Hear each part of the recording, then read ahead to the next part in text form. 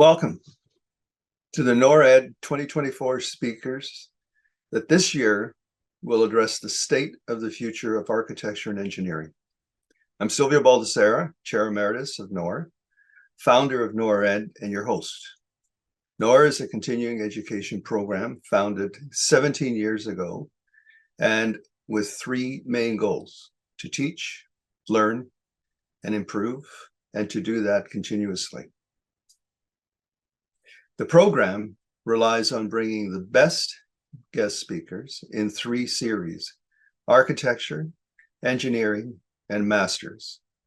Each of the NORR virtual sessions since 2020 have been recorded and are available on NORR YouTube for global access. Welcome to the 13 NORR office staff and invited guests. Welcome to the students from the 17 schools of architecture from Canada, the US, the UK, and Europe. Niall McLaughlin was born in Geneva in 1962. He was educated in Dublin and studied architecture at the University College Dublin between 1979 and 1984. He worked at Scott Talon Walker for 4 years and established his own practice in London in 1990. He designs buildings for education, culture, health, religious worship, and housing. He won the Young British Architect of the Year in 1998 and received the RIBA Charles Jenks Award for a simultaneous contribution to theory and practice in 2016. Niall was elected and as a member of the Outstanding Contribution to the Arts in Ireland and as a Royal Academician in category of architecture in 2019. In 2020, he was awarded an honorary MBE for services in architecture.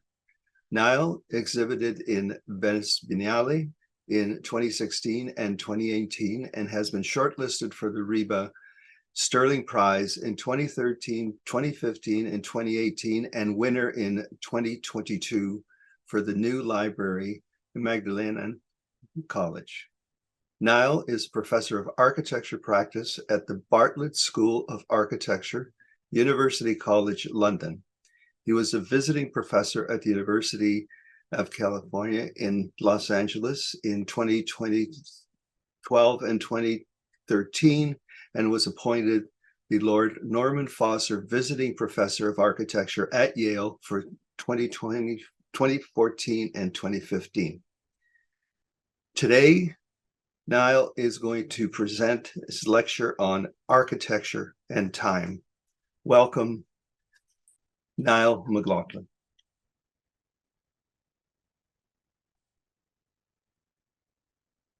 Thank you. Thank you very much for inviting me to take part in this lecture.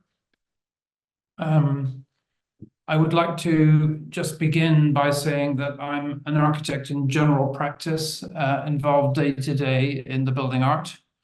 I'm also a teacher. I've been involved in teaching architecture students for 35 years, most recently at the Bartlett School of Architecture at UCL in London. And I'm somebody who's interested in thinking about architecture and trying to understand the sort of deeper purposes of architecture. And so I'll try and cover all of those topics in some ways in this talk.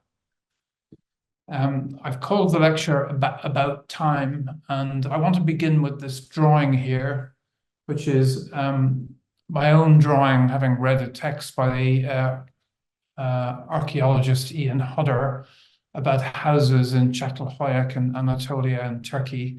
These were built around 6,000 or 7,000 BC, so they're some of the oldest structures we know.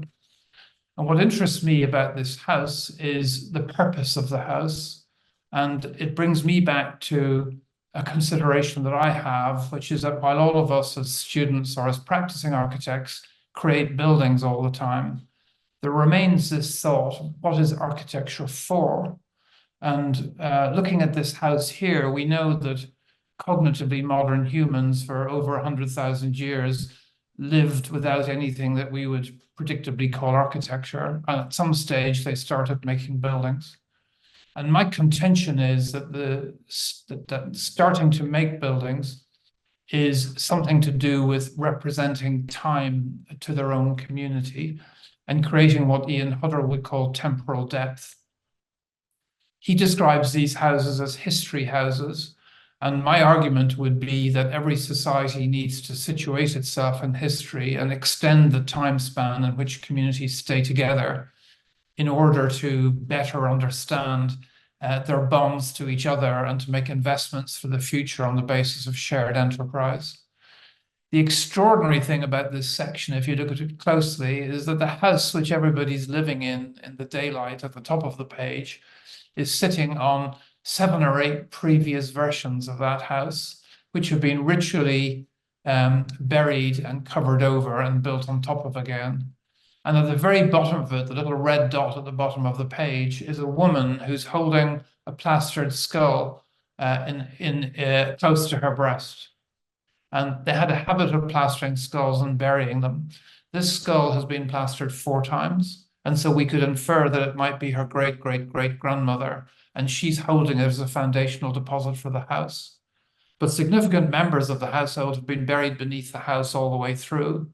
And on the left-hand side of the image, there's this beautiful thing where the hearth, which is the center of the house, is replaced on the same site again and again and again, vertically through the section, the continuity of the hearth through the house. So it seems to me that in a climate where people do most of their work outdoors, in a working environment where they need to be out and about in the land all the time, and in a place where the need to have thermal comfort or anything else is relatively limited, it seems to me that the principal purpose of this house is to represent the stability and ancestry of the family that live within it. And it's that I think is the primary purpose of architecture. And that in every possible way that architecture, in ways that we've completely internalized, is representing time-based elements or time-based performances. What I'd like to do now is just say, I'm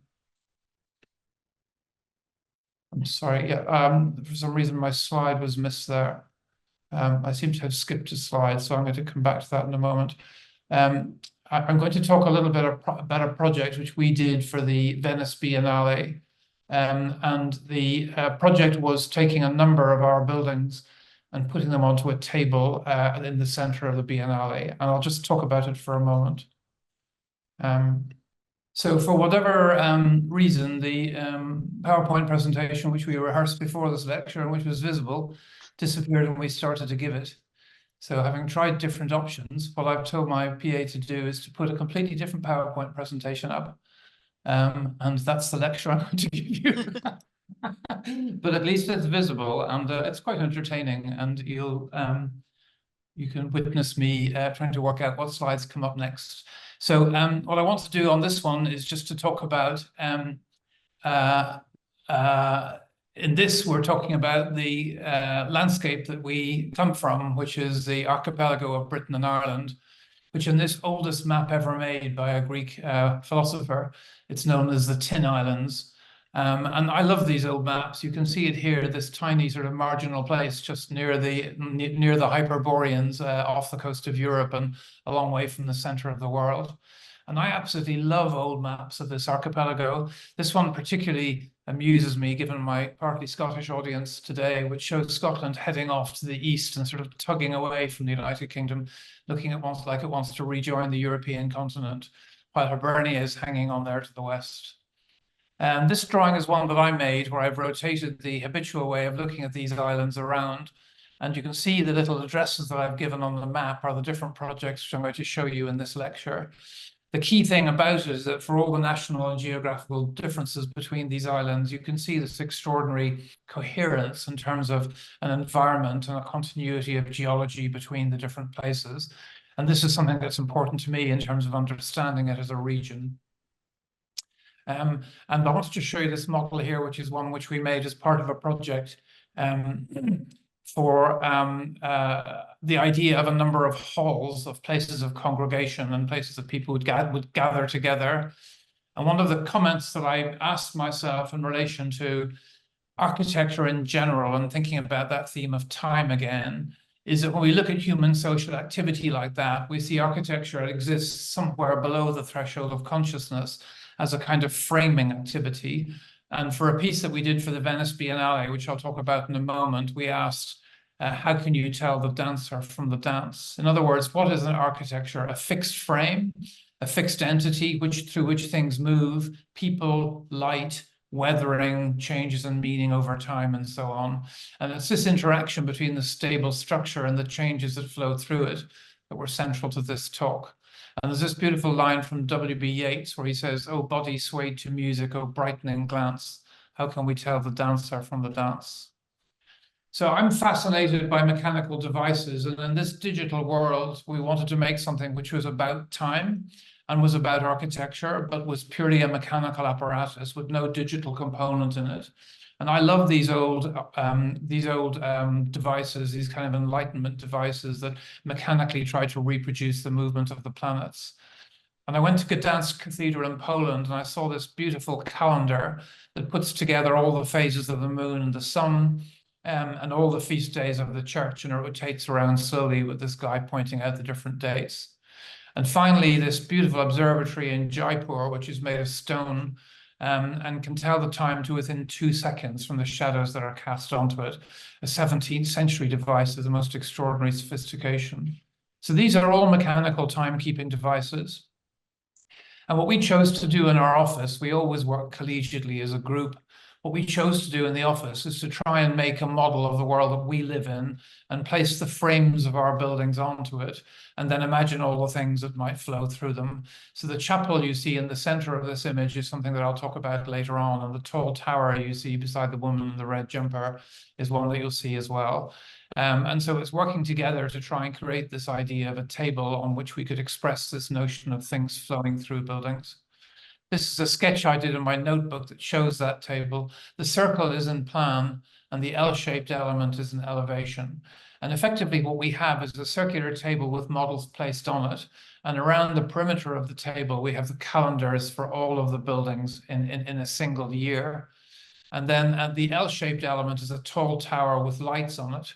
And by rotating the table, that funny little stylus which you see in the section is made to move up and down. And when it does, it changes the lights up and down, and that changes their color temperature. And here are some of the models that we showed. This is a fish and chip shop I'll be showing you in a moment. The chapel, once again, I'll be showing you. And this is our joiner with 2 of the guys from the office. And it was a wonderful thing of working with craftsmen that we met him. He had done some cupboards for us on a project. And I said to him, would you be able to make a table like this? And he said, funny enough, I'm a joiner and a sailor and an astronomer, so I think I can. So here he is building it with us. The night sky is the night sky we have on our latitude here in the UK. And this is the idea of laying the models down onto that latitude. And here is the model itself as it was erected in the Biennale. And the important thing to show about this is that you have the table with the models on them. The middle one is taller than a person. That gives you some sense of the scale of it. And then we have these different projects which are laid onto it. And as I mentioned before, you have this ring around the outside, which is the calendar of all of those buildings. And we see it as a freestanding element here within the Biennale. And then this is the stylus, which runs along a little plywood rail, and the rail goes up and down to make the sun rise and set, which changes the color temperature. But look also at the writing on the edge. We have the phases of the moon. We have the fish that are in season for the fish and chip shop. We have the prayers that are said on different days for the chapel. For the rugby building, we have the calendar of seasonal events and the rugby championships. For the university building, we have the academic calendar, and so on and so on. So we see this idea of the calendar of human obligations played against the sort of order of the cosmos. And that shows you the very simple mechanical connection between the turning table and the rotating lights on the pillar. And then this is Ben from my office beginning to push the table around, and it gives you a sense of the scale of these objects that he's rotating. This gives you a half turn of the table to let you get an idea of how we're looking at it in nighttime mode at the moment. And you'll see the sun start to rise in a few minutes.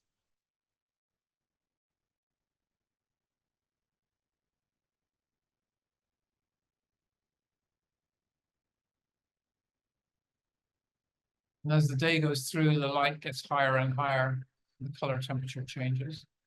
So it's this sense of a kind of mechanical recreation of and the image of the light flowing through the building is representing all the things that change in architecture. And then these are each of the individual buildings.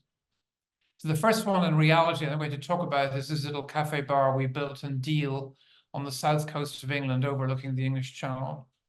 And one of the amazing things about the English Channel is that Britain used to be connected to the continent of Europe. The English Channel was a river that joined the Rhine to the Thames, and we can see it here, which I find very beautiful. This sense of landscapes have changed in the last 5,000 years. Famously, Deal was used as a place where ships from London sailing to America and Brazil would wait for a good wind. And so you see all the ships here just off the coast waiting for the wind to turn, and the captains would row in and partake of the pleasures of a coastal town while their crews waited to get sailing. It's also one of the most stormy places in Britain, and it's been famous for these storms and shipwrecks. There are hundreds of shipwrecks off the coast, and there's an area called the Goodwin Sands, which has wrecked many ships. The Goodwin Sands are extraordinary because they appear and disappear.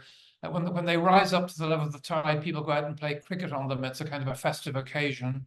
And you get this sense also, here's a Dornier bomber from the Second World War that just appears and disappears every now and again as the water consumes it or raises it back up again. And the lightship, which was wrecked on the Goodwin Sands. So this sense of a treacherous place, of a place where the sky and the sea and the land meet, and a place of kind of uncertainty. And the people who lived on the shore lived from being lifeboat men and smugglers, and from time to time charging people for being rescued. So it was a pretty tricky trade they did. And later it became more genteel and a place for sea anglers to fish off the pier.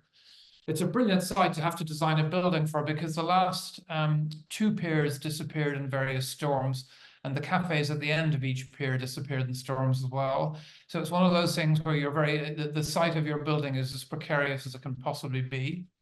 And Turner, the great English painter, made this painting of this relationship between the land and the sea and the air all dissolving into each other. And that, I suppose, is the idea for the building. This is the existing concrete pier, and we had to put a cafe right out on the end of it. I got this great drawing from Moby Dick that shows a whale skeleton, and the idea that a whale skeleton could almost be like a building that people could inhabit. And I thought, wouldn't it be beautiful to design a building that's like a frame that all of that weather can pass through, but it's like something that's evolved on that shore to deal with the weather. So we looked at the architecture of ships, particularly old triremes, which were used for rowing. And we came up with this very simple environmental idea that every bit of timber in the building is moderating some part of the environment.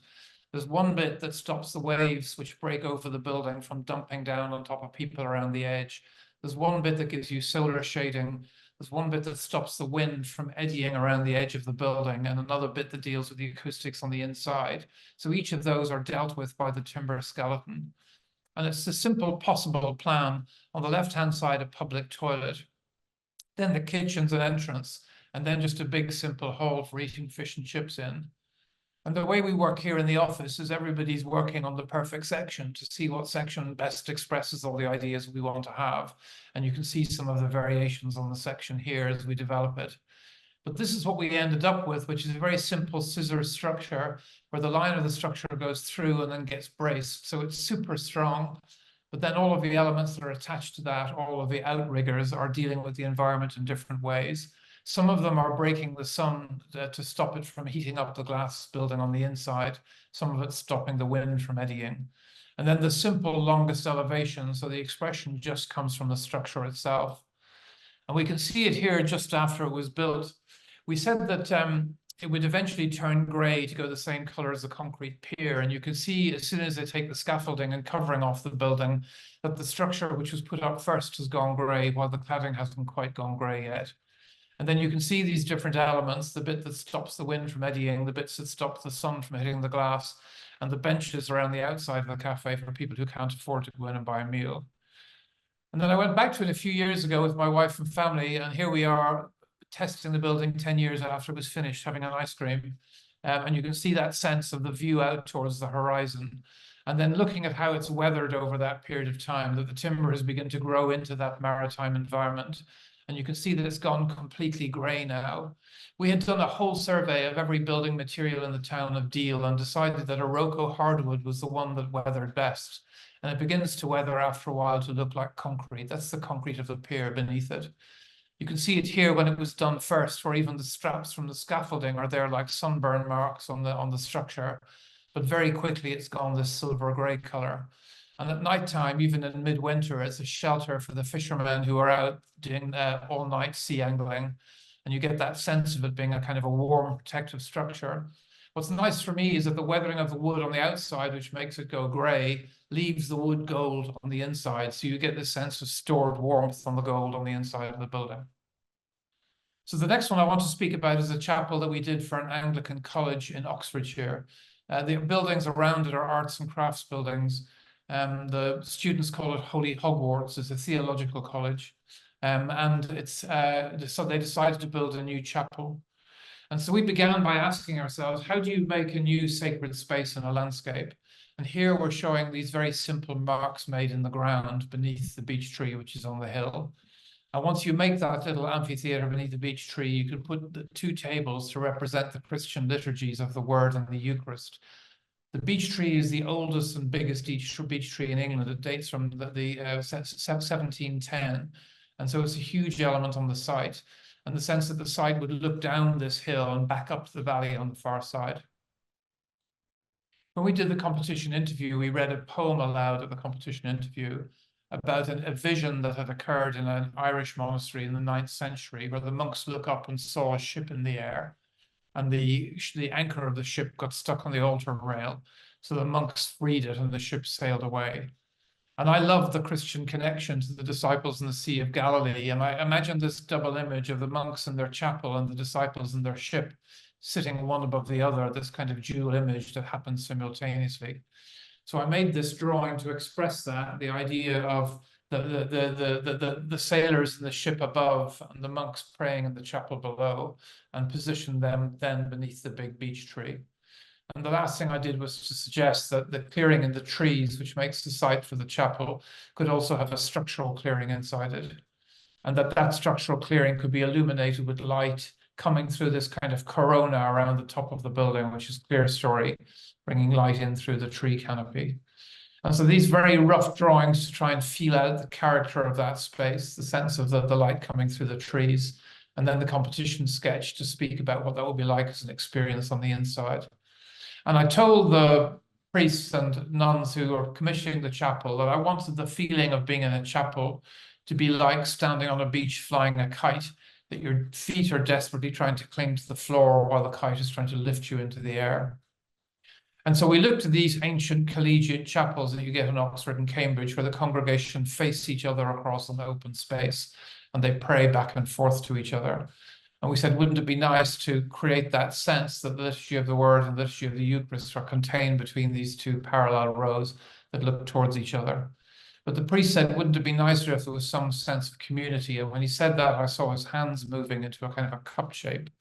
So we said, that's what we'll do. And we created a plan like that, which if you're an architect is a kind of eureka moment, because ellipses seen either theologically or architecturally just open up to a whole world of ideas and possibilities.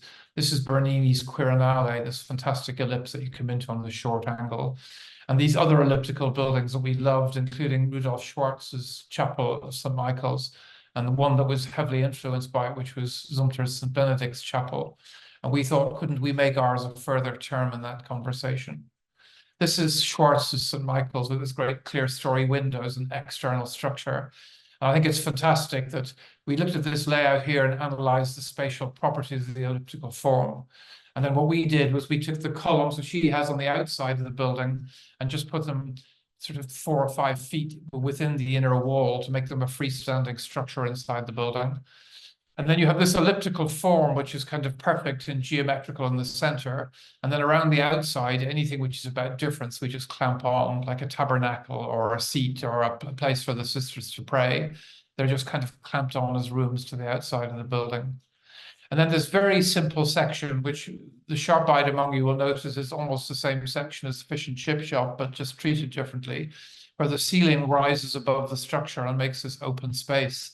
And all the light coming into the chapel comes in below the ceiling and above the structure to give you this sense of a space beyond that your body and your eye are lifted up into when you see it. And so we looked at the way in which the congregation would be together, and the idea that they all look towards the priest and then everyone looks towards the light. And these drawings were done to try and explain that as a theological idea and as an architectural idea. And then this could give you a sense of how all of these things come together. First of all, the freestanding structural frame. And then a few feet outside that, this cylindrical wall that's completely bare that captures the light.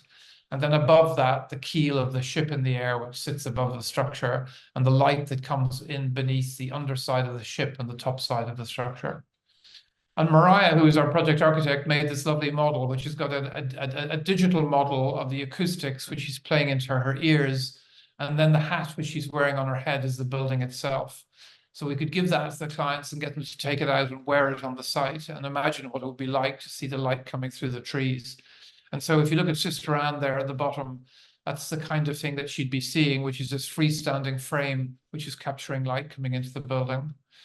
And of course, working with our structural engineers, they did this lovely kind of diagrammatic description of the structural properties of the building, where the vertical timber frame is taking all the vertical load from the building, but it sends these little spurs back to touch the windows, and the windows are connected to the solid stone wall. So all the lateral stiffness is given by the elliptical stone wall, while the timber structure carries the vertical load. And here's an image of it sailing across Oxfordshire before we put the roof onto it. So you're like the captain of the ship at the helm, sailing through the trees, looking out over the Oxfordshire plain. But of course, the roof was going to go onto it after that. So all of these themes are brought together, that the outside wall theologically is understood as a kind of beyond, and inside the frame is understood as a place for the community to gather together. And we saw it diagrammatically very simply in that way. And we wanted a kind of material language to go with these theological ideas. So the base is concrete, it's an earthwork that makes a place on the ground. And then the tectonic timber frame comes up and it's freestanding and it holds the community. And these are Gottfried Semper is the great architecture theorist. His four themes of architecture, or his four motifs of architecture: the earthwork, the carpenter's frame, the hearth, which is the altar, and in this case, the idea of a woven screen around the outside, because Semper says very beautifully that architecture is the separation of the inner world from the outer world and should always be associated with the motif of weaving. So here's the inner frame as a freestanding entity with the two tables for the Bible and for the Eucharist, with the congregation facing each other. And then looking up to the ceiling of the chapel, the idea of the ship in the air. And you see the full ceiling there in its elliptical form with the keel spanning between the two foci of the ellipse, and then it rises uniformly towards the light on every side. And this idea of the freestanding frame, with these little windows around the outside that give you views out to the landscape, very few of them giving these kind of curated views out to the landscape. The sisters' prayer room, where they pray in privacy and they can look out towards the main body of the chapel. And then the little space for them to sit in. The tabernacle that projects out of the wall and catches only north light, so it seems like really gold when it's seen in the blue of the north light. And then this is the motif of weaving on the stonework of the outside of the building, where we use a broken bond. We cut the stone into brick sizes, and then we have the stone half sewn, half sawn, and half broken. So you get this kind of dog's tooth kind of woven pattern, which expresses that theme of weaving as being the separation of the sacred inner space from the outer world. And you can see it here under the great big beech tree and the entrance to the chapel under the beech tree. And you can see then the elliptical enclosure from the outside. And all the different objects, the tabernacle, the sisters' prayer room, and the window, which you saw from the inside a minute ago, here they are from the outside. And then that great clear story window bringing the light through the tree canopy into the inside of the building. And that's that sense again of light coming in the space between the structure and the ceiling. I like this slide here because Mariah took it the day after the building opened at 5 o'clock in the morning. And on the right-hand side in blue, you can see the night being chased away. And on the left-hand side, these horizontal lines as the sun just rising as it breaks the horizon. So if a chapel isn't a world orientating device, I don't know what is. So I think that seems to me to be a photograph that really tells the story of this project. And we made a lovely project, a really enjoyable project. We made a drawing together with the design team and with students from University College Dublin. And here's an image of that. We poured lime plaster onto the floor of a room like the old medieval masons used to. And we spent a week drawing by pencil and setting up this plan of the building again. And it's such a pleasure getting off your computer and actually making pencil drawings. Who remembers those old blue pencils that we used for setting up lines on die line prints? That's the blue line. And then the orange there is the lattice of the structure. And working away with these wax pens, laying it down onto the plaster floor, and working with those old tools like compasses and French curves and so on. This is one of the columns drawn in plan. This is the idea of the old French flexi curve. It took 6 of us more than a week to make this plan drawing in the room. And it was a lovely kind of bonding experience of working together to make this. It was done between finishing the design and starting the construction. So here are the project architects who will go out to site and actually teach the builders how to set up the ellipse on site from scratch, and working together over the period of a week. And then on the opening night, we allowed people to walk over the floor on their bare feet and to look down on top of the plan, which if you were on the ceiling, looks like this. You can see the doorways where different people used to come in and chat to us while we were making it. So the whole room is a plan of the building on a plaster floor. The next project I want to speak about is a library. It's another kind of hall. It's for Magdalen College in Cambridge. It was a competition that we won. And it's interesting looking at this drawing of Magdalen College, which was made in 1688, because when we won the competition, it looked more or less exactly like this. There hadn't been another building near the site. And so we had to think about putting a new building into this extraordinary historic setting. And you can see on the right-hand side of the image, the doorway into the college leads you into these 2 beautiful medieval courts. And to extend that and to extend the language of that was an enormous responsibility. But what we loved was the steep pitched Jacobean roofs and the tall chimneys, which we thought were just beautiful architectural elements. And so you could see what we've done with our building here. You are looking from the bottom left of that image up towards the building. You can see the same 2 courtyards. And our building, which is the proposed library beside the old library. And we've made a new court between them, which is under a yew tree, which is 400 years old. And the library, which we're putting it beside, but it was finished in 1710. So putting a modern building in the context of ancient architecture is an enormous responsibility. But what we did was to think about this brickwork, and I found it very beautiful because one of the things I was talking about time earlier on when I was going to give you a different lecture was about the way in which we have completely internalized the sense of time in our buildings so that we almost don't notice it anymore. But if we think about truth to construction or truth to materials, I could call it truth to the performance of building, that when you look at a building, you imaginatively recreate how it was built, the hands of the builders making it. And although we don't consciously think about it, I think it's something that we do. We know how things have been put together. And we also imagine how the building could or would be inhabited. And that's another kind of performance. So my overarching theory of architecture is that it's a representation of performances in time. And this, to me, seems to be one of the most beautiful examples of that. You can see scores of attempts to repair and alter the brickwork over many, many centuries. And it gives the building an almost tapestry-like quality, which seems to me to be a very beautiful aspect of it, that we sense time and people's performances and conduct around the building over time. And then through to this rather extraordinary facade, which is almost the opposite. It's like a stage set, which was built in the in the end of the 17th century. The only stone bit of the building that contains the Pepys Library. But the back of it is very ordinary, and our site is just to the right-hand side there. So we made this very simple drawing of brick chimneys which hold up timber lanterns. And the brick chimneys carry all the warm air out of the building, and the timber lanterns bring all the light down into the building. And there's a square bay between each of them. So they're like 4 posts for beds.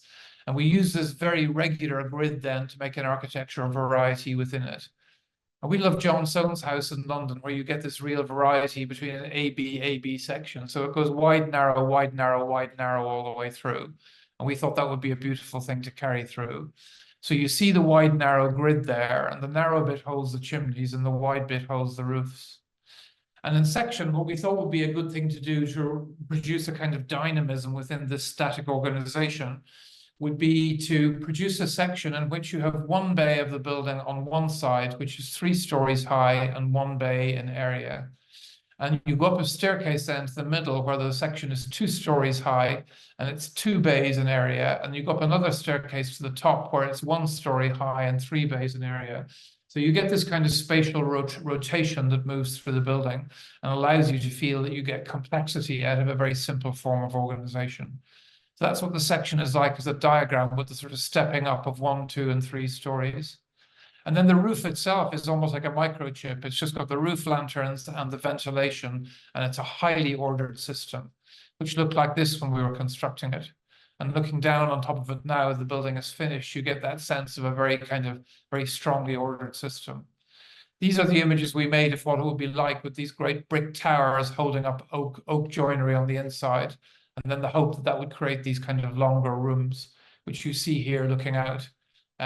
This is the window which looks out from the single story section at the top. And then these tiny little desks, which are tucked away out of the way for people who are quiet readers. The plan of the building is very simple. We've got a picture gallery that overlooks the lawn and an archive building. And then you enter in to a 3-story height small space, which is where the librarian is. And then it takes you up from that into this very ordered system, which is the library itself. You can see the tartan grid going in both directions, and the 3-story space, the 2-story space, and then the long enfilade to the bottom of the page. And then when you get to the very top of the building, this is what you see, that long enfilade looking out over the river. And so in the elevation, the chimneys hold these oak windows, which are nested within the chimneys. And that sense of trying to copy that ancient brickwork was something that we had to do for historic reasons, apart from the sheer pleasure of it. So we tried to match the brick, going to handmade brick kilns and finding exactly how they fire brick and to see if we could replicate that pattern. This is the schedule of bricks we had for the facade of the building, 26 bricks, each stamped A to Z. And then you could reassemble those in different organizations. These are the 26 brick molds that we used. And then each working drawing shows the color of each brick, and you see them brought together as a kind of tapestry. And that image taken from the scaffold gives you a sense of what that brickwork is like when it comes together. And then we see here in the finished building, the oak windows being held within the brick chimneys. Here it is seen across the lawn from the river with that very clear architecture of chimneys, roofs, and then oak bay windows. The sense looking inside from the construction site of these internally lit spaces, and then coming in under the yew tree and entering the building. That's the triple height space there looking up towards the top.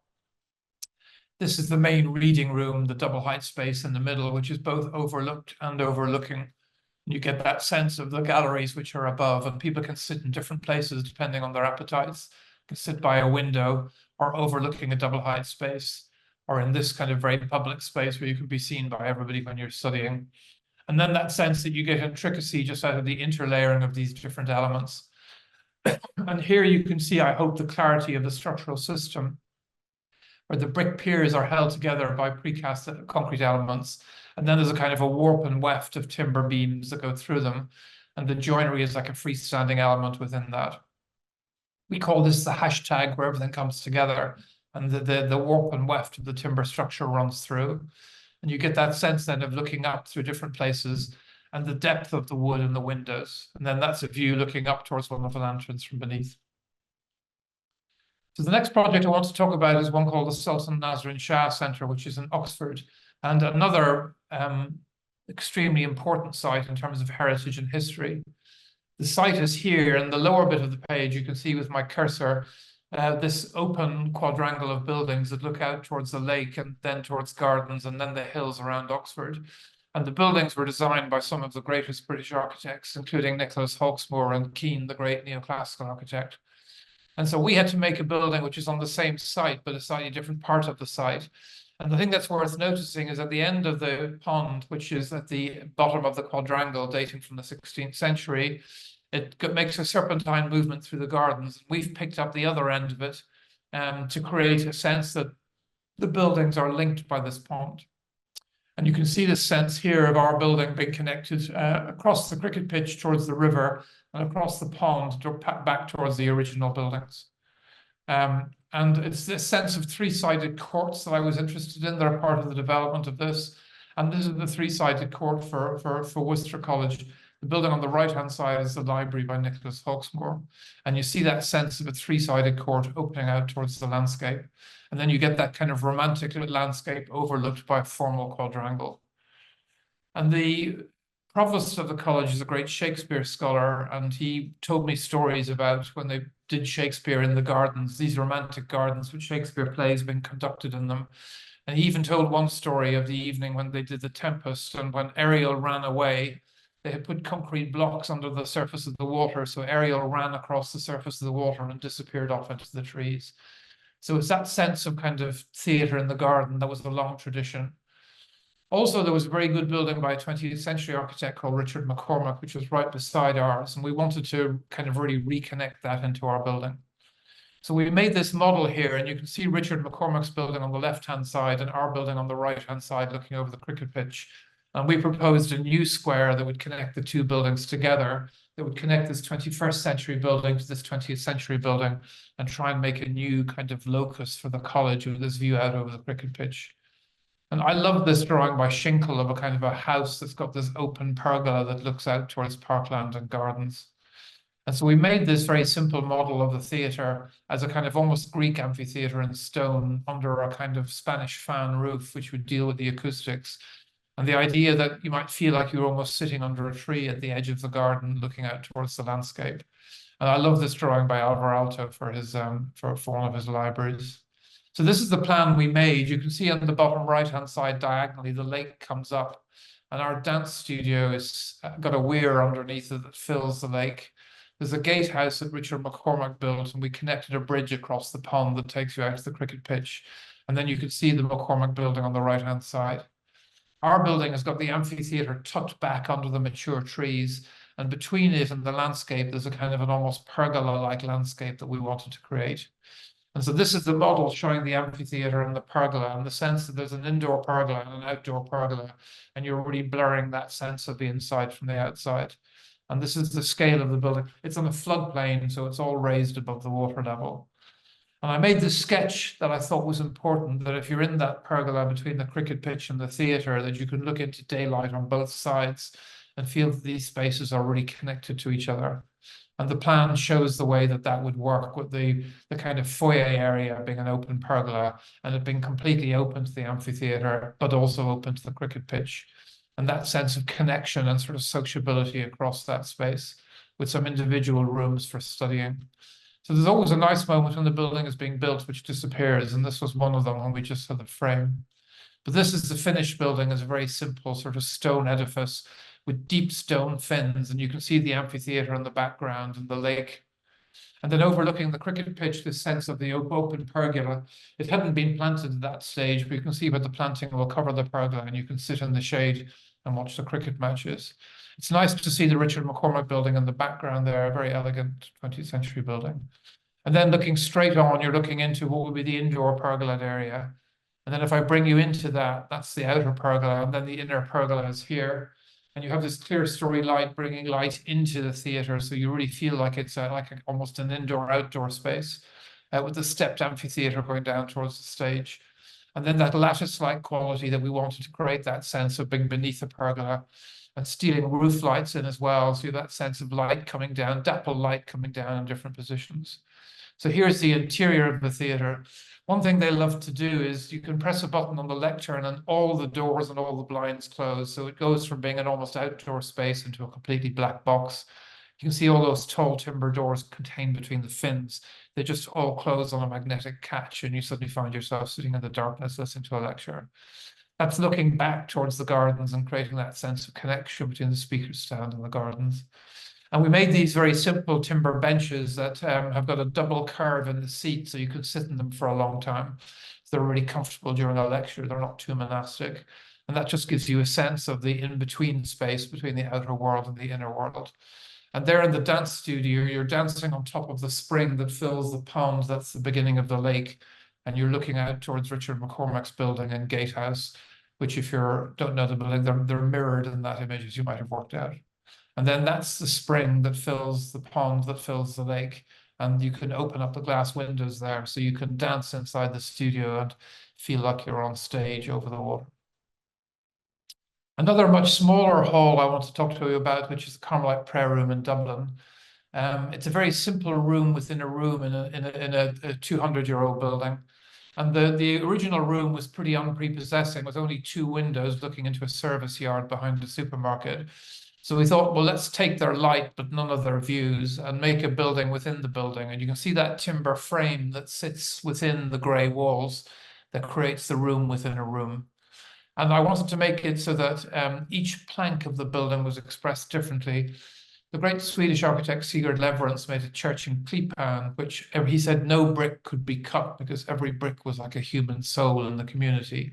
And I thought, wouldn't it be lovely to think of every plank here as being bound together like a human soul, and you really express the identity of each plank.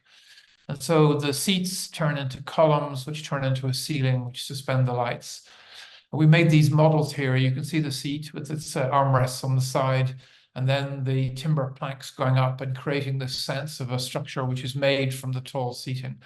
And we would then illuminate the back of the seating, so you get this balance of natural and artificial light in the room. So here it is completely naturally lit with the tall seats and their planks. You can see the tabernacle there on the left-hand side with the ceiling overhead. But then you see it in the artificial light with the monks sitting in it. This is the tabernacle, which opens up really simply like a cubic box. And then in this image, you start to see the full mixture of artificial light and daylight. So we painted the space behind the timber gold. We just gilded it with gold leaf. So you get this cool gray daylight coming in the windows and this much warmer gold creeping through the joints and the timber work behind.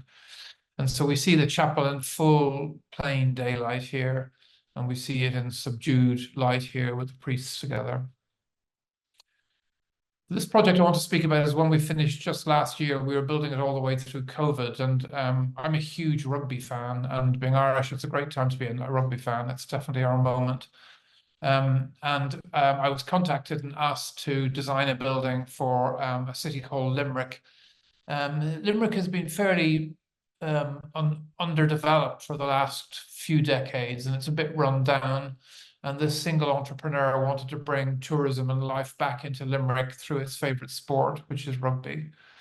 The local team is called Munster, and they've got a very storied tradition. Here they are performing the haka for the All Blacks when they came to play in Thomond Park. So people here are intensely passionate about their rugby.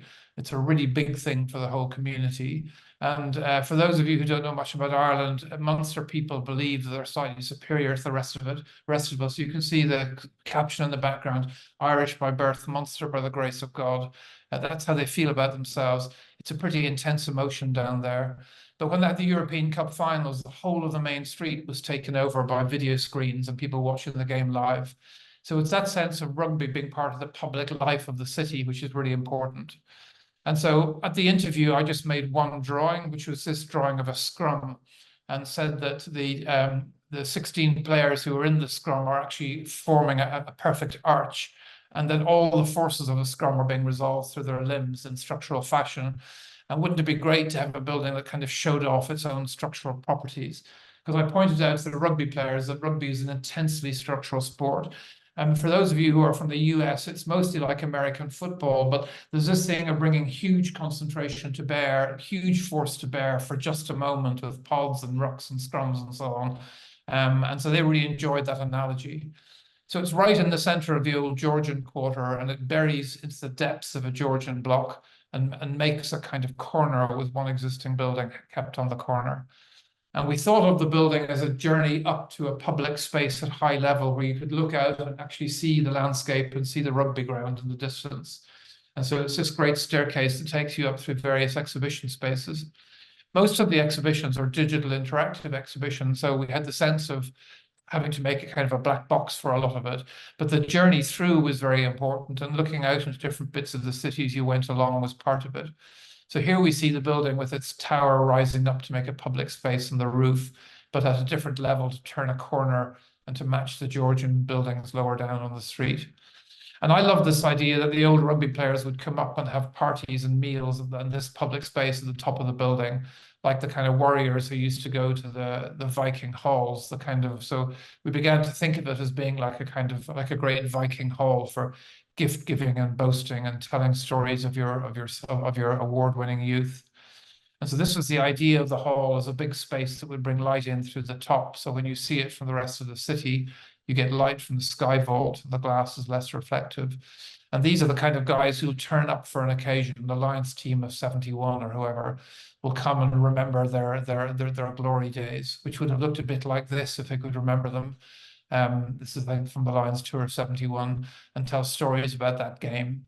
And so this is the image of the building with this kind of brick columns and strong vaulted character, and that it's really showing off its structure all the way through, turning the corner but making this great space at the top of the building. Coming into this entrance space here, there's a map of the world with all the rugby teams playing rugby at that moment, which you can come into and see. And then there's all these interactive exhibitions as you go up, but behind it you have this kind of rib cage of a structure, which is made from vaulting with brick piers. And then when you look up at it from above, you have this vaulted roof, which brings light down through the middle. And the top of it, when it's in exhibition mode, is like a hall for heroes where you can call up your own favorite rugby players from history and they appear on transparent screens. That gives you a sense of what it would be like. And these are photographs of it being built. You can just see the frame going up. And then this last one I want to talk about now is a couple of buildings we did in Bishop Auckland up in County Durham. And once again, it's this thing of building in history and building in time. And I think this one is interesting because the castle we're building in is 1,000 years old. Our client bought the castle. He wanted to buy these paintings. And when he made an offer for the paintings, he said to the people who owned the castle, who were the bishops of Durham, he said, "Can I buy your castle too?" And they sold it to him. But this was really interesting because a 19th century bishop had bought these paintings, which are painted by the great Spanish Counter-Reformation artist Zurbarán. But they're really interesting in Spain because they show the tribes of Israel, all the sons of Jacob. So at a time of the Spanish, or not long after the Spanish Inquisition, you have this painter who's making paintings of the dignity of the Jewish faith. It's then bought by a bishop in a strongly Protestant country who's arguing for Jewish naturalization and for Catholic emancipation. And he hangs them in his dining room so he can regale his guests with the dignity of all religions. So they have a fantastic story that they begin in Spain. They were sent off to Brazil and disappeared for 200 years and then reappeared in this 19th century dining room. It's an extraordinary site on a spur of land on a hill overlooking the River Wear, and our castle is to the right-hand side with the town to the left. And the castle has this sense that it's looking out into this amphitheatre of trees all around with this ancient stonework. And then this rather dainty kind of 18th century Gothic gateway into the castle. And then these are all the bishops who've been in the castle over the last 1,000 years. Their portraits are up on the walls. You see the castle here on the right and the town square, which feeds off the castle to the left. One of the things we did was to find every painting of the castle that had been painted since it was first constructed. And here in the 14th century, it's being shown as a kind of bastion against the Scots. It's a kind of fortress to stop the unruly Scots from ravaging the English countryside. And in the meantime, for these bishops who are in it, who are both bishops and warlords, to sort of subdue but also convert the locals. So it's a very strongly fortress-like castle. But by the time you get to the 18th century, a similar or the same set of buildings is being treated as romantic parkland with the river beneath. And it's very genteel. It's like a country gentleman's estate. And here in the 19th century, you suddenly find the landscape democratized with people from the town filling the parkland for the first time. And finally, in the 20th century, you see a postcard, which is the first ever image of the town, despite the fact that the castle had been painted for 10 centuries before that. And so we got this beautiful archaeological drawing that shows everything that happened to the castle over 1,000 years. You can see it was much more fortified when it was built. Bits were knocked down in the Civil War, century after century. That color code on the right-hand side takes you from 1180 through to the 21st century. And you see the different time period at which different buildings existed on the site, some of them present and some of them long lost. And so we made our own master plan, which is about creating a linear public space between the castle and the town and placing two buildings on it, which I'll describe to you. The first one is the welcome building, which is at the gates of the castle, which is for selling tickets. And the castle is rather low-lying, and I thought if you're a 12-year-old child who goes to this castle, you want to climb up on something. So I thought we'd give it a tower and put the tower overlooking the castle and really showing its position in the landscape. And apart from that, it's for ticketing and exhibitions. So you can see the tall tower here with the gateway in the background. And we persuaded the historic authorities we could build that tower with this drawing from the 15th century of a timber tower that was believed to have been on the site once. This is us preparing our arguments to go and persuade the people in historic England that we could build our tower, and then taking it up to them and arguing with these historians about whether the tower ever existed or not. And the argument that won it was this drawing by Viollet-le-Duc, the great architecture historian, on the right-hand side, which shows a siege engine attacking the walls of a castle. And we said we could make a timber tower like a siege engine, and that seemed to persuade them that was something we could do. So we looked at old mining towers from around that area. It's a great mining area. These are all the towers we designed to try and persuade them that we could have a tower. You can see them lying around like wounded soldiers around the walls of the castle, each one defeated by some argument, but eventually one of them got through. And this is the plan of it, a simple hall of a building with a courtyard framed by a tower and a low building for restrooms. And this gives you a sense of the scale of that. And we wanted to make this timber building that was like lost timber buildings that we knew that had been in this area around the 9th and 10th century. And they're only known now from objects and artifacts like the Book of Kells on the right-hand side, where you can see a building. Christ is there in the middle and he's leaning over the eaves of a building. And on the left-hand side, these reliquary boxes, which are clearly models of buildings. So this is our first drawing, our model of the building, where we're showing the idea that the building is completely closed with wooden shutters when the castle is closed. And when the castle opens up, on the left-hand side, all the shutters open up and show you this colorful interior. And we love these books of hours, these colored images and books of hours, and the idea that these colorful panels could be part of the architecture of the castle. So the ceiling of the interior of this space is all the trees and flora and fauna that are on the site. They make one big ceiling under the timber beams. And you can see this here in the model with the timber frame and the ceiling and the panels. And then this is a photograph of the model showing the trees and the flora and fauna on the site. And we did these colored panels, which show 1,000 years of the history of the, well, actually they show 2,000 years because the first one is the Roman fort that was on the site, which is this one here. And then through to the 6th and 8th century, where St. Cuthbert's bones are brought, right the way through to the 21st century, where our buildings are beside buildings by Seijima and Sana, the Japanese practice. So it takes you through century by century, all the different versions of the castle. And close up, we tried to use images. This is a 14th century image of the castle. And the style of the characters and the drawings comes from 14th century hunting paintings. But here, this 19th century drawing is full of miners coming in who are on strike, and they're negotiating with the bishop about ending the strike with their great banners and so on. So it's the sense of people flowing through this castle over time. And here's the image of our two buildings, the Welcome Building, which I've just shown you, and on the right-hand side, a faith museum, which has been built in the castle. So this is the Welcome Building with its colored panels seen from the castle. This is the view you get from the top of the tower, and the view down to a paving in the courtyard that shows the whole landscape. And then this is the finished building. Unfortunately, the panels haven't gone in yet, so you can't get a full sense of what they'll be like, but you see those open shutters there with the grey panels, and then the interior of the building there, and the view up towards that tower, and the sense that you can play a game of hanging off the balconies and calling down to your friends, and eventually getting up to the top of the tower and getting a sense of being able to look down over the town and to look out over that landscape. The other building is a long building that's attached to the castle and had to be made of stone. It's a very simple hall for exhibition. It's just a long hall for major architectural artifacts. So you see it here with its steep pitched roof, and you see its position overlooking the walled gardens of the castle. And I love these old 14th century barns you get around England. They're like monumental buildings, but they're just made for storing crops. They're called tithe barns. But I love the sort of buttress stone architecture on the gables of them. And I wanted to try and think about how would you make a building that's a faith museum? So it's about religion, but a museum is a secular building. So we thought that we would try and find the way in which a secular building could have sacred connotations. And this little chapel in the west of Ireland is a stone copy of an earlier timber building, which was once copied from a Roman basilica.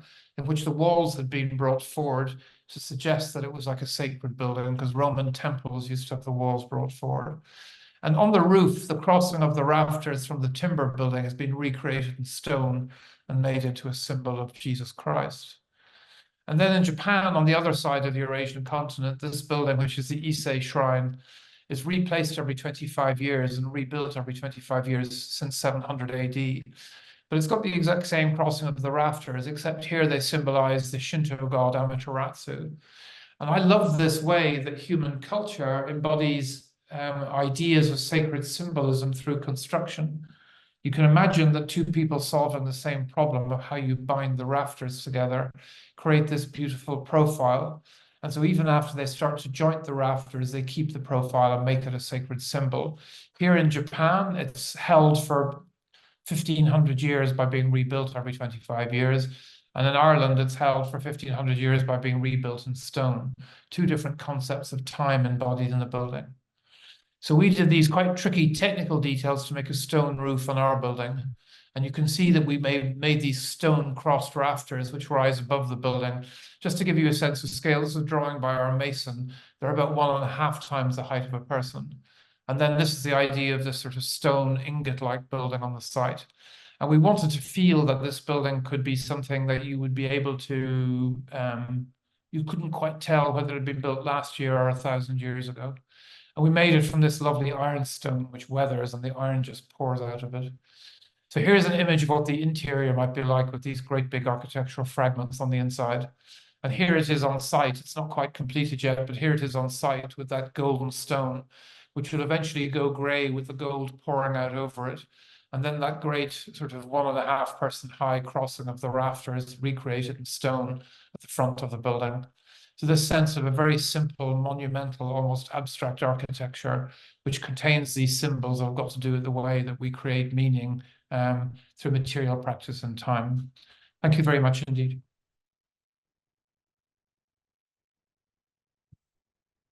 Thank you, Niall, for that rich and lecture. I think we've all seen multiple magazines with some of your work, but it's just amazing to see a lecture where all of your buildings are displayed, but more importantly, where you actually explain the buildings from start to finish. I'm sure that this lecture could have gone on for another hour.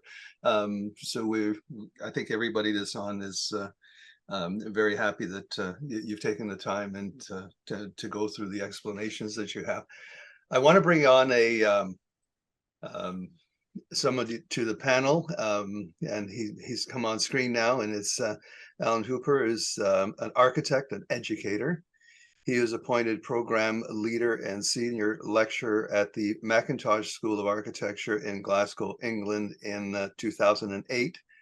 Alan represented Scotland at the 2014 Venice Biennale and has been the visiting professor at the Ganshu University and lead examiner at Taylor's University in Kuala Lumpur.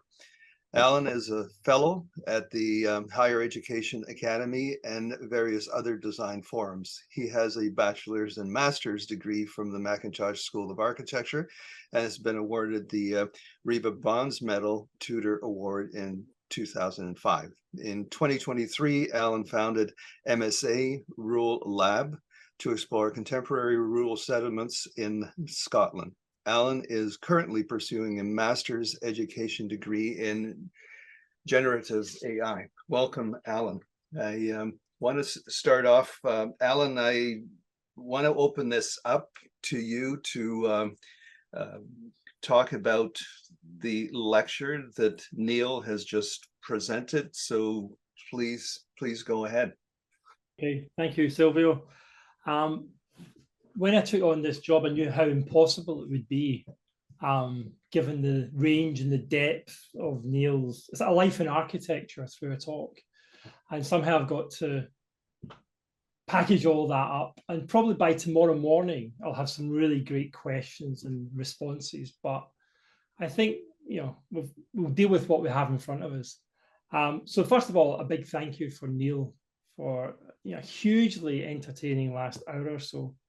I think I'm going to break it down into some themes that were coming through just to start the conversation. I think there are kind of 4 or 5 themes that were really central to the talk. And I'll just touch on those and then we'll come back and maybe explore them. I think fundamentally, the first sort of theme was really around architecture and its purpose. What is architecture for? And what is the deeper purpose of that, which I think ran through the whole lecture, and we'll come back to that. I think the next thing that Niall had brought was really the temporal nature of architecture in relationship to performance and provenance. The third theme I'm interested in is the substantive nature of architecture through materials. And it feels like there's a certain resistance in the architecture to the digital and the virtual. So a way of thinking about the body of architecture is some kind of resistance to this world we've entered into. And we saw some of the issues about that, but digital technology at the start of the talk. There was also, I was getting feelings of influences, architects, Alto, Leverance, a kind of humanized modernism, which I think would have been interesting to sort of touch on about Niall's influences and what gets them going. And the final thing that I thought came through really powerfully, and I think this is more the educator in me, was this notion of narrative, argument, rhetoric, and storytelling. I think that each project was really delivered through an amazingly rich story. And I think without it being cliche, I think the sort of the Celtic verbal histories, I think, is maybe something that's seeped into Niall's consciousness in the way that he actually thinks about architecture, explores architecture, communicates architecture, and ultimately designs architecture. So I think those are the sort of 5 themes that I'm interested in. Going back to the first one, this idea of the deeper purpose of architecture, I'd like to kind of make a comparison to a previous lecture that Silvio mentioned at the start, which was back in January, where David Chipperfield gave a talk as part of the NORR lecture series. And I think there's real parallels between the work of Chipperfield and Niall. From my perspective, I think both have built a really solid reputation on a mastery of form and space and materials and construction. What Chipperfield talks about as the substantive aspect of architecture. However, in Chipperfield's lecture, he talked about the responsibilities of practice. And for him, there was a suggestion that there was another, almost not moving away from the substantive, but another aspect of architecture, which was really about addressing the global challenges that we have, that we all face. Globalization, climate change, social justice. And I think in his foundation in Galicia, they were exploring the other aspects that bring architecture into being. So what I'd like to start with by asking Niall is, given these huge challenges that we all face, has your practice changed in the last 5-10 years, or has it changed over the years? And if so, in what ways has it changed? And where, given that this architectural lecture series about the future of architecture, where do you see architectural practice moving in the next 10 to 20 years? Thank you for that, Alan. I thought it was a really carefully thought through and very good summary of principal themes that I'm interested in. I have to apologize to you and to the audience that the lecture I gave was not the lecture I had prepared, because whatever glitch there was in the system, which we never got to the bottom of. So I had a kind of background lecture in my file that I just put out. So some of that, so it just means that, I maybe didn't cover some of the ground I wanted to cover. So you're asking in particular here about the responsibilities of practice in the face of global challenges, for example, climate change, social justice, etc. And it's interesting for me in the school that I teach in, because a lot of the teaching and learning modules in the school now are focused explicitly on those subject areas. And I think that's fantastic. And it's really interesting for me as someone who's been teaching for a long time to be re-educated through my teaching experience and seeing the values of another generation being expressed in different ways. But I suppose at my stage, I feel that the thing that I want to bring to education and I want to bring to practice is a kind of insistence on the building art, by which I mean a master of construction technology and detailing, a mastery of materials and understanding of materials, and a kind of confidence about the way in which they can be deployed meaningfully. And it seems self-evident to me that these other issues are wrapped up into that and that they're expressed and embodied through material practice. But to me, material practice is fundamental and central to architecture. We have a group of architects in our office who have founded a climate emergency group within the office, and they've made it their job to educate us on climate emergency. Andreas, who's terrific, has made a fantastic dashboard he's put in all of our computers, so we see the embodied carbon on our buildings as we design them. We see that not as a problem in a negative sense, but as a complete opportunity.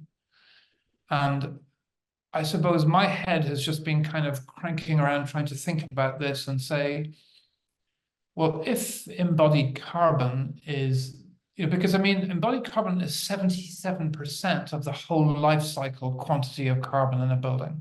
People are so focused on operational carbon, but embodied carbon for me in architecture is just as or far more interesting and important. And the thing about it is that it's got a fantastic implication in material practice, because you've got to think really carefully about every single material you use, not just the fact that you use it, but how it's fixed and so on.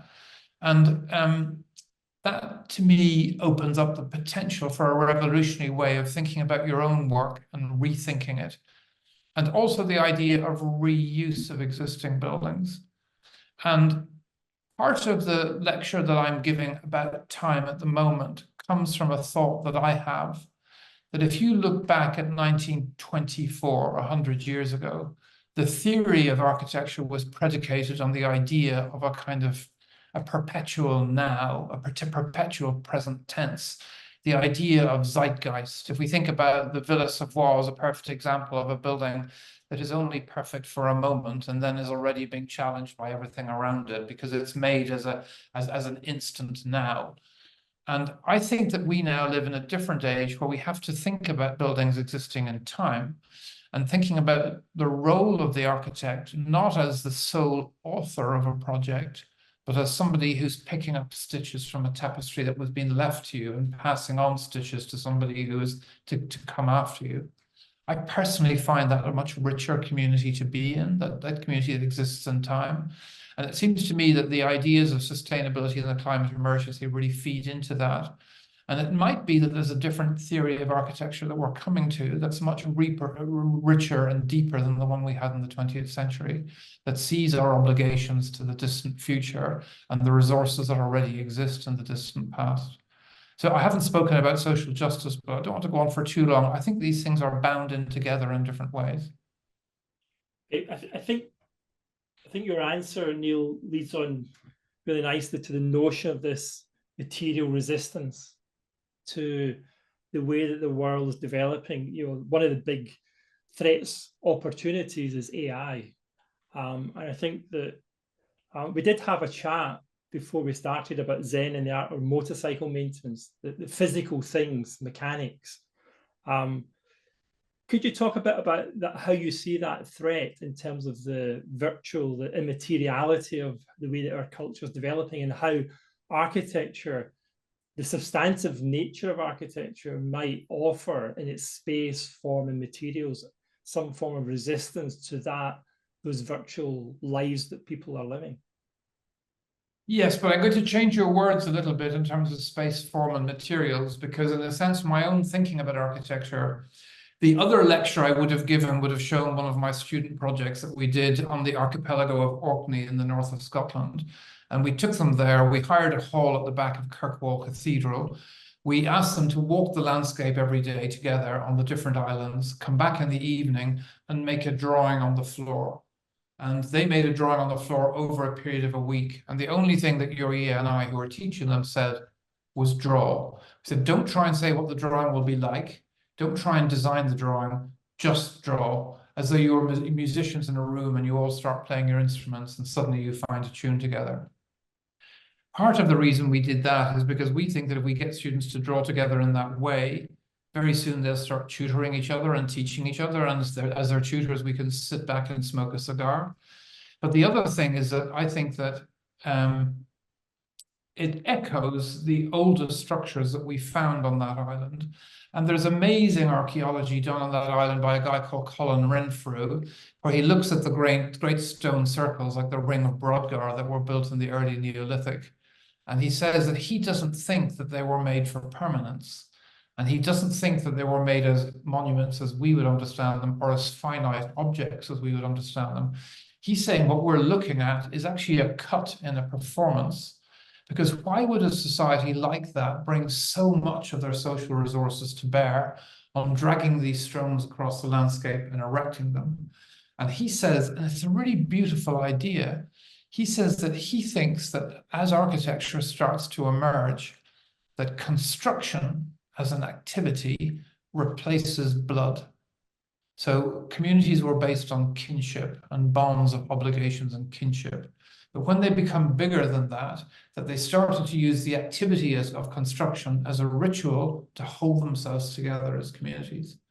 And it seems to me that that pushes architecture back from the object or the abstract into the performative, which is what I'm interested in, which is that the construction, and we see it again and again in different places in the origin of architecture, where buildings are built, altered, extinguished, built, altered, extinguished, built over each other again, taken down, built over each other. It appears as though the activity of building had its primary purpose as a way of holding us together as communities. So it's in the light of that that I think that if you look at AI as a challenge, I don't think you're understanding what architecture would be in. I'm not saying you're not understanding. I think we're not understanding what architecture could be seen as, which is not the authorship of special and particular artifacts, but an embedded social process that binds us all together. And what we've lost in modern society is our connection to modern architecture in that way. The alienation that most people feel from architecture is that they don't participate in it, that it's become a specialist activity. I personally am concerned about architecture being an academic discipline and a profession. I'd far prefer to see it as something which is embodied in communities. And when I went to the Issei Shrine in Japan, I said, if you knock down this building every 25 years, where's the architecture? And the guy who runs the Issei Shrine has been doing it all his life. He said, the architecture exists in all villages around here, in the community who build it. They are the architecture. And I think that's the future of architecture. And I think that AI can't touch that. I mean, I think in some ways it brings us back to the notion of craft, you know, the fact, and I guess as a teacher, when I see students working in the digital realm more and more and more, and then we see AI in the way that it's mimicking architecture. I think, again, I think it's this notion of a resistance through the making. When you were talking about the drawing in the ground, the large scale, we did a very similar project where we got students to draw elevations of buildings at ridiculous scales, 1 to 10 of a 10-story building. So they then had to work out how to actually make that drawing. So part of that challenge was about a certain set of craft, about an attention to detail, about technique, about how you actually go about it. And I notice you're sitting very much surrounded by a series of physical models. So I think, is that something that we are losing, that notion of the physical, the craft, the making, and the learning from the making? And in some ways, what you're alluding to is that the workshop is as vitally important as the studio in terms of intellectual engagement and development of projects. Well, I think so. I have a great skepticism about the culture of images, and I think that we live in a world at the moment there's a kind of design world we live in at the moment where we consume architecture as images and then we produce it to be turned into images. And so most buildings that people know have been experienced in publications, and architects get very exercised about producing buildings that will look well in publications. And so you get architecture as being mediated as a discipline within visual culture. But I personally don't see architecture as being primarily a manifestation of a visual culture. I think that you feel architecture, first of all, in your water. It's a gut discipline. It's a physical embodied discipline. It's a grounding and orientating discipline. And I think that the culture of images is actually in many ways very damaging to architecture. I think the issue of craft is quite tricky in a way, because the crisis at the moment around AI echoes a crisis that you would have found in the early to mid 19th century about mechanical reproduction. And there's this constant question that modernism drives. Or, I mean, I don't mean modernism as in modernism as a style, but social modernism with the dominance of productive technologies. That all the things that people used to do and used to make in an embodied fashion, or even now want to think in an embodied fashion, are being capable of being replicated by forms of technology. And if you go back to the 1850s, you can read essays by Redgrave about the Great Exhibition, where he's worrying like hell about, you know, what happens when decoration is produced by mechanical stamp and die. Surely it loses everything that made it significant. But he can't actually put his finger on what it is that makes it significant and why the mechanization of it disrupts that significance. To some extent, it is a desacralization. It is a kind of disenchantment of the world. And technology does disenchant the world for us and moves us to a less embodied, more disenchanted mode of being. And there has been fairly consistently since then various reaction formations. William Morris, the arts and crafts movement, you know, Scandinavian modernism and so on, that are always going back and insisting on the material properties against the kind of abstraction and deracination of modernism. And the question is that just a reaction formation? Or is it an alternative paradigm that we could subscribe to? Because the same feeling you get about mechanically stamped decoration is the feeling that we will get about stuff that's produced by AI. It will feel at some profound, at the level of your gut, at the level of your water, it will feel desacralized. And it seems to me that the physical making of our environments is a ritual process which has, when I say sacred, I don't mean belief in God and all of that. I mean that sense of the mystery of the universe that we share as a community between ourselves and embody through things that we make, whether through art practice or anything else. Humans will always have to seek some way of resacralizing the world. It's fundamental to our basic psychology. And the challenge of artificial intelligence is that it will do that thing, which will things that we used to value and see as having special or sacred properties, will lose them. And it's an open question for me whether the future is in going more with AI and going further with that, or whether you go into a reaction formation where you form a resistance and make it about sort of socially embodied material practice. I don't know the answer, but I can only go with my gut, which is towards the latter. Yeah, I mean, in some ways, I think it's what I often think about is that the complexity within which architecture comes into being, and we haven't even touched on policy, you know, all the different aspects that shape the world we live in. But it seems to me that what you're really saying, Niall, is that in some ways our role, or what we can't lose sight of, is that our key role is to manifest that complexity in the material, in the making of the building. And if we lose that, if we farm that out to other people, then the kind of our connection to that disappears. Well, I mean, I don't want to be certain about it because I think it's a very difficult question. And we have experimented with quite complex forms of digital technology in terms of buildings that we make. We don't tend to go for the kind of parametric manifestation of it, but whole bits of our buildings could only have been made digitally. So we're not sort of Luddite about that. We're not saying that we want to sort of break all the machines and move back into a kind of a pre-lapsarian age where people did things by hand. I think the world is too complex for that. But my own sense of buildings that I love is that there is a kind of a deep material order within them, and that you feel that to go back to the kind of performance of the building as a made thing seems to me to be extremely important. And Ian Hodder, who I mentioned at the start of my lecture, who was excavating the house at Châtelheuic, he has this fantastic theory of entanglement where he talks about the way that human culture has developed through a materialization of latent material, of latent social concepts. And once you materialize a concept, you embody it, but it acts as a lever in a way because it allows you to think new thoughts. It's a very active process, the idea of materialization. And I'm wondering whether some of the new technologies which we create are going to work in the same way as levers when it comes to expanding the capacity of the human mind to think new thoughts. I just don't know, because they tend to throw us back into a passive or receptive mode rather than a kind of an active seeking mode.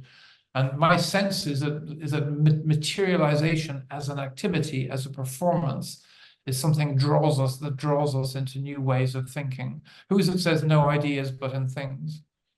I'm not sure, maybe. Okay, I'm not going to. One more point, and I think we can open it up to the rest of the people on the Zoom. I want to talk to you as the educator and just pick up this last piece about this last theme about storytelling. It seems to come to you incredibly naturally. It feels fundamental to your way of working. You talk a lot about rhetoric, about argument, about persuasion. Could you enlighten us a bit more about how you feel about that as your architectural method, as it were, and how does that relate to your teaching? Okay. I mean, you're right that to some extent I come from a storytelling culture. And I think that the ability to tell stories is extremely important when you're making buildings. I tend to see storytelling as being an enabling aspect of architecture, in that I find that telling myself stories opens up my imagination to new ways of thinking. And I find that telling other people's stories gives them a sense that there's a project that they can galvanize around before you have. I mean, a lot of clients and people who look at buildings in the development stage don't really understand what they're seeing. We as practicing architects imagine they're seeing 100 things that they're not. So being able to tell stories brings people into the project in a meaningful way and allows them to interact with your thought processes in a way which is much more active and engaging than looking at plans, for example.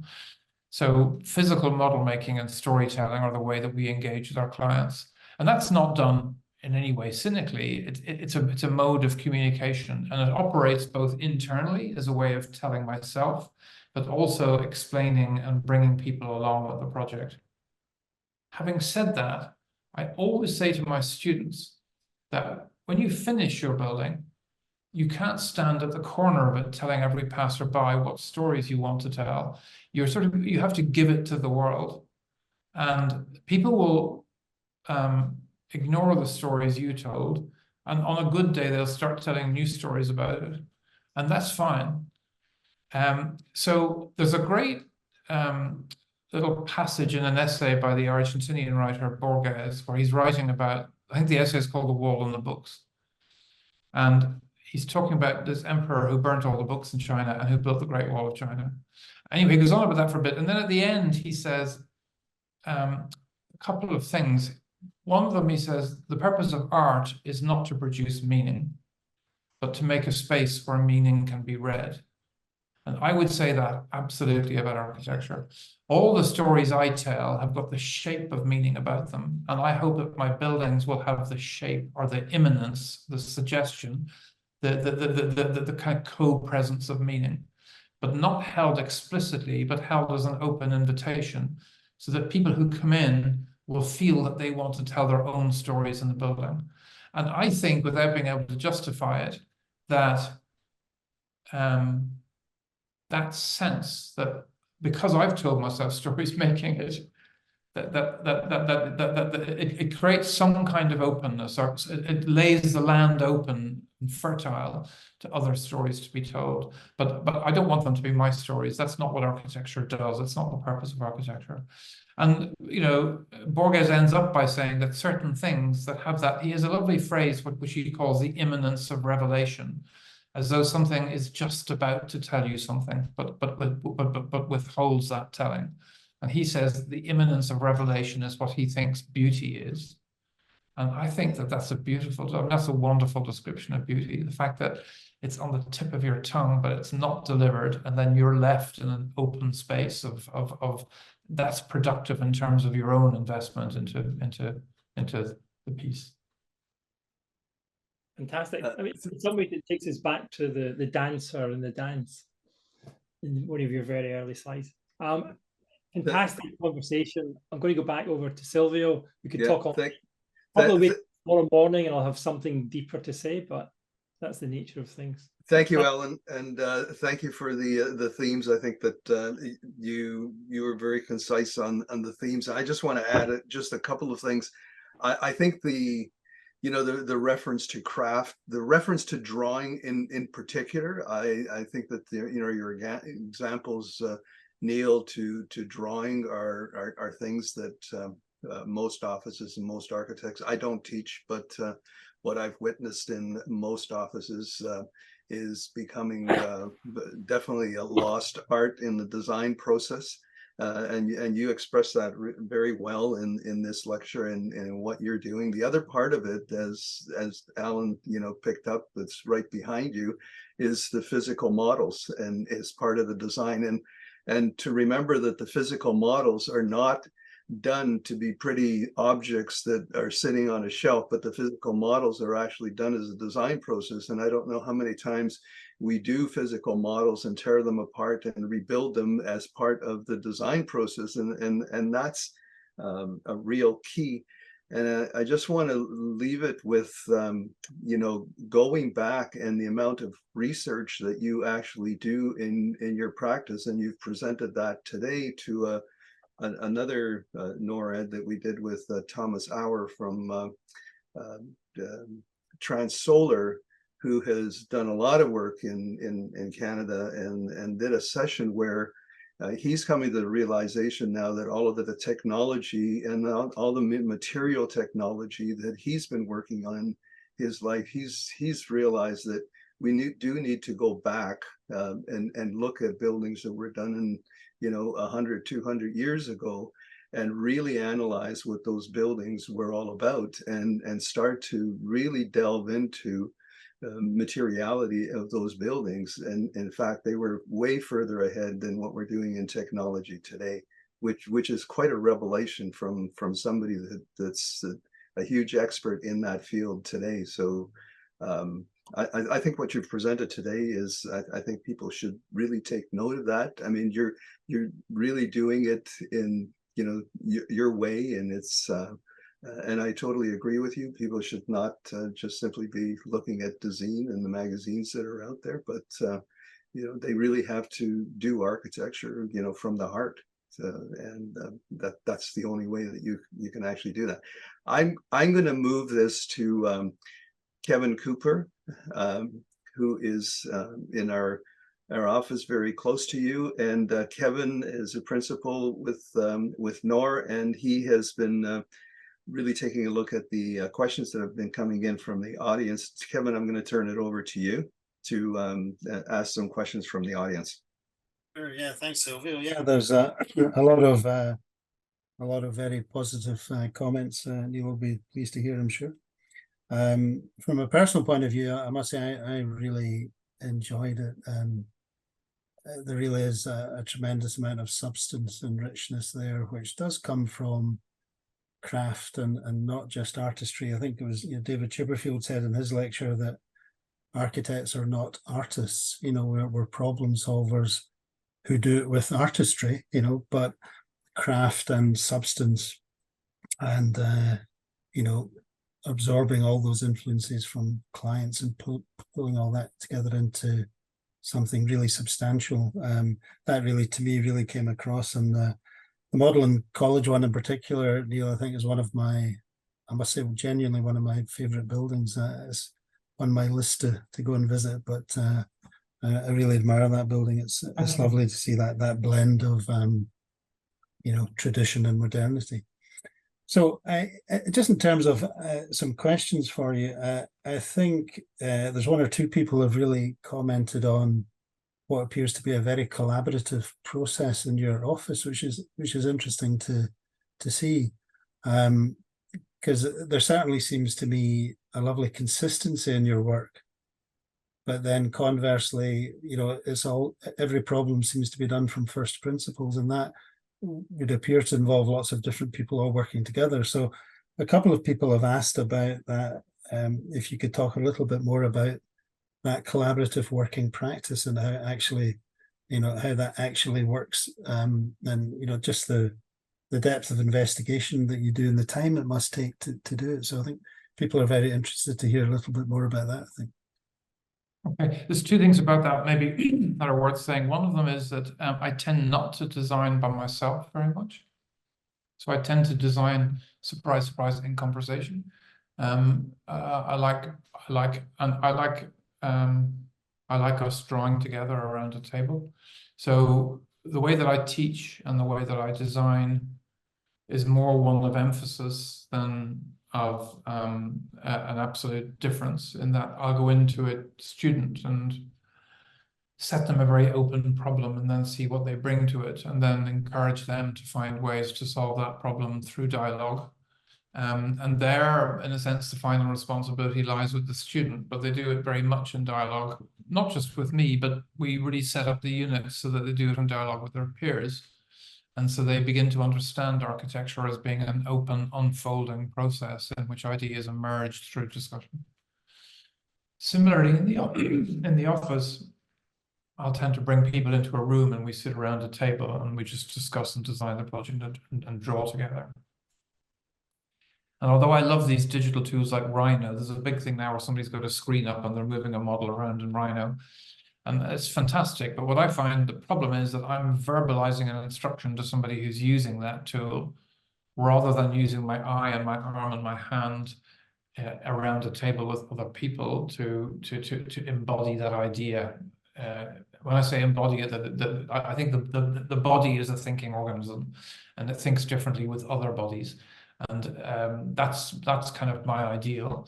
I suppose in the practice, I'm the person who maybe has more, you know, makes more final calls on things. But a lot of the very best ideas in our buildings have just come from other people in dialogue around the table. And I think the other thing about an office that's important to me is that I know a lot of very good offices. Some of the top offices I know, they say, well, when we get the good projects, we'll find some good people to do them for us. But I've always thought about it the other way around, which is that the rarest thing in the world is good people.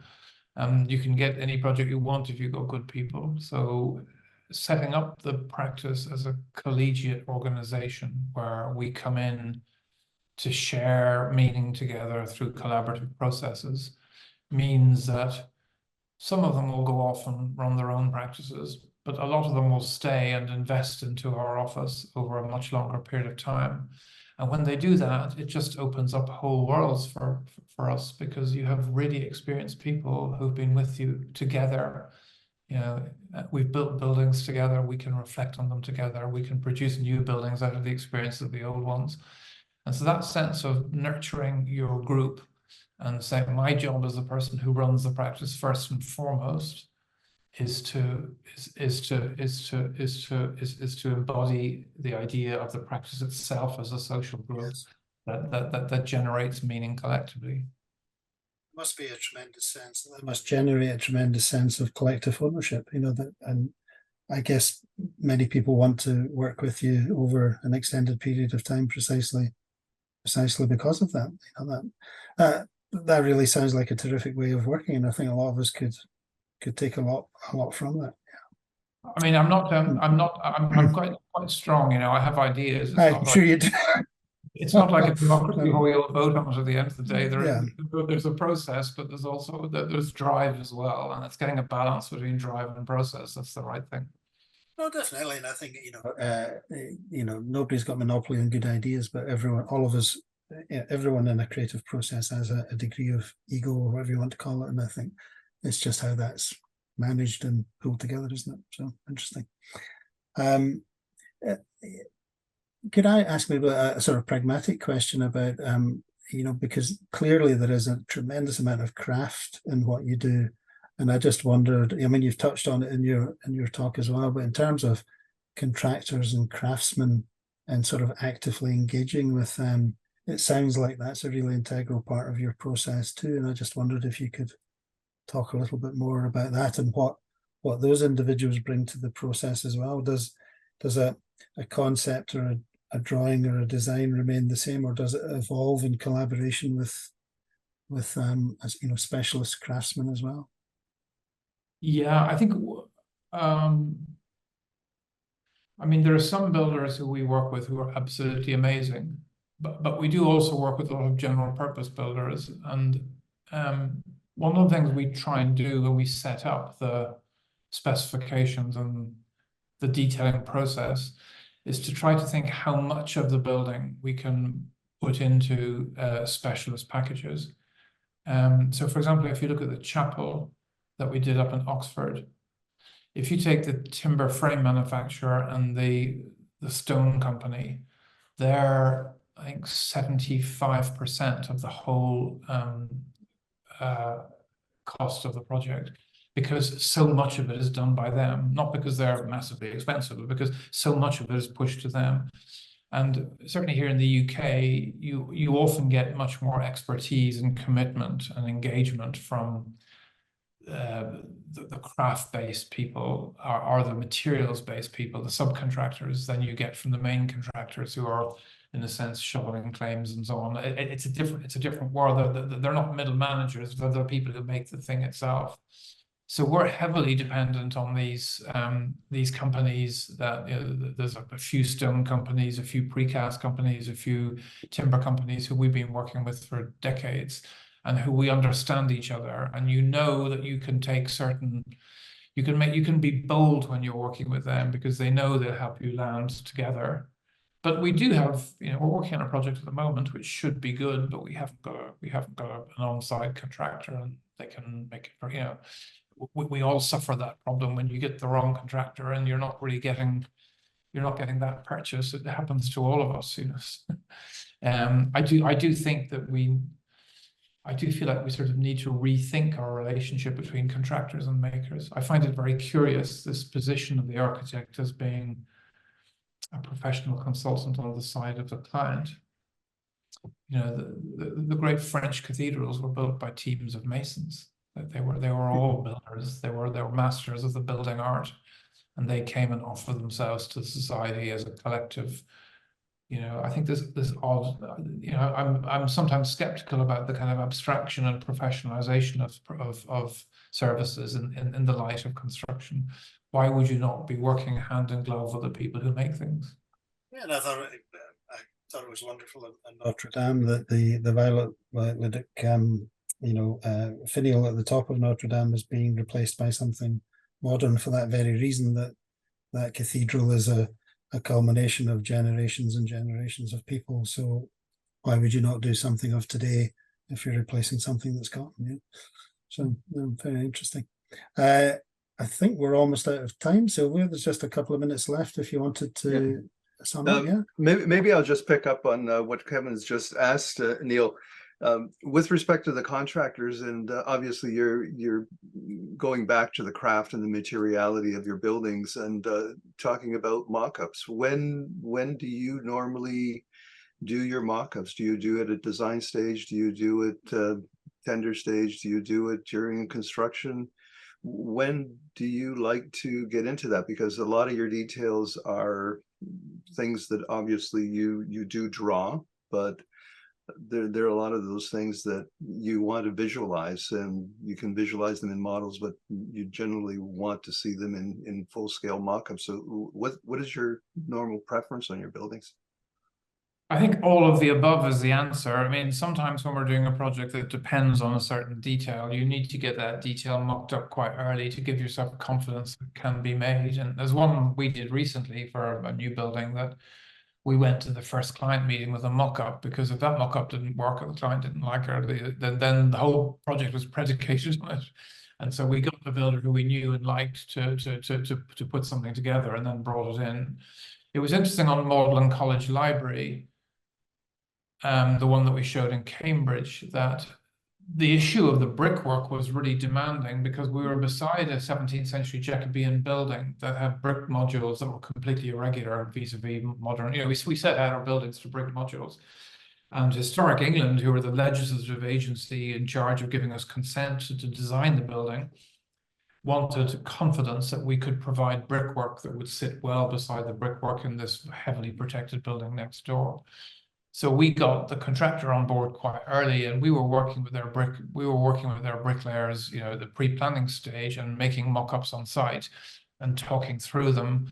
And in a sense, the working drawings that we did afterwards, we were doing them with the bricklayers rather than for the bricklayers, because, you know, in a sense, they had taught us what it was that they could do.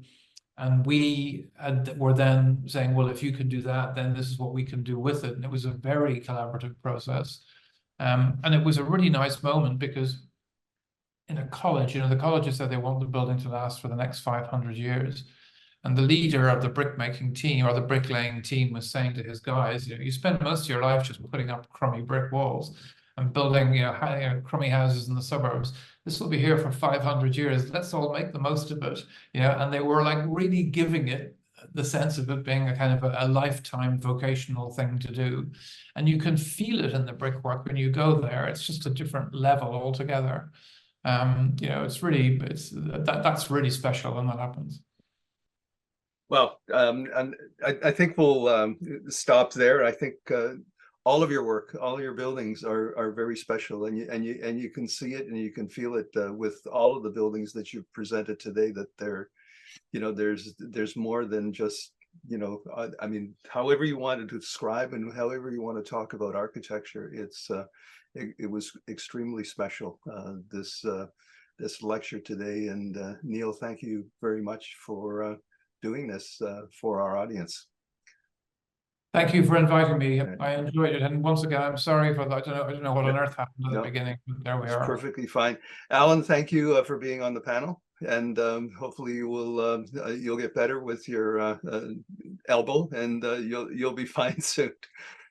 And Kevin, thank you very much, and for everyone that's on the line, thank you for joining in, and we'll see you next time. And all the best to everyone. Thanks, everybody. Thank you. Thank you. Bye. Cheers.